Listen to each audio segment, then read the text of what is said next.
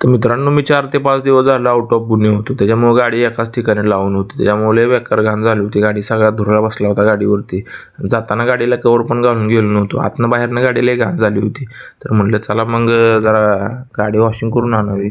आणि गाडीची जी माझ्या CNGची टँक आहे ती 3 वर्षातून एकदा रिन्यू करायला लागते. त्याची पण व्हॅलिडिटी संपली होती. तर घराच्या जवळच एक शिवम टेस्टिंग लॅब म्हणून आहे. तिथं गेलो. 4 वाजताची अपॉइंटमेंट घेऊन गेलो होतो तिथं. तर तिथं नेऊन मग गाडीचं CNG पासिंगसाठी लावली तिथं गाडी.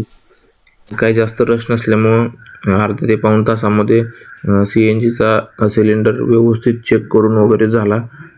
मेकॅनिकलने त्याला व्यवस्थित फिट वगैरे केल्यानंतर आणि बाजूला थांबून मी पण ते व्यवस्थित काम चालू आहे का ते बघून करून घेतलं. कारण CNGचं जे काम असते CNGचं ते लय रिस्की काम असतंय.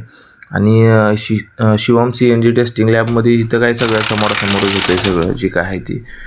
तर मग अशा प्रकारे सगळं करून घेतले गाडीची कामं. आणि फायनली मग आपल्याला असं एक सर्टिफिकेट भेटतं जे पुढील 3 वर्षासाठी व्हॅलिड असते. तुम्हाला पण इथं अपॉइंटमेंट बुक करायची असेल तर सर्टिफिकेटवरती टेस्टिंग लॅबचा नंबर दिसतो. इथं तुम्ही फोन करून तुमची अपॉइंटमेंट बुक करू शकता.